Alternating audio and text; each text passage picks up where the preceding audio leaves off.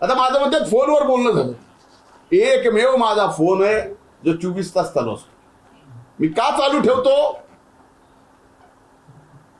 का माझ्या आजूबाजूला आणि ज्यांचा सगळ्यात जास्त माझ्यावर विश्वास आहे ते गरीबातले गरीब माणसं, आणि त्यांना कुठलीही अडचण आली तर त्या अगोदर माझा फोन लावतात, त्यांची अडचण होऊ नये म्हणून मी माझा फोन चालू ठेवतो.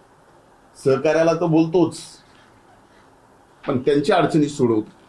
आता त्याच्यात जर मला कोणी फोन केला आणि बोलले तर याचा अर्थ त्या अर्थाने बोललो,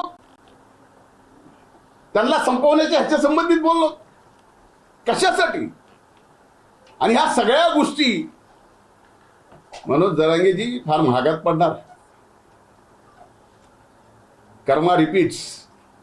जेवढं तुम्ही खोटं कराल तेवढं खोटं तुमच्या विरोधात सुद्धा फिरेल, हे लक्षात ठेवा.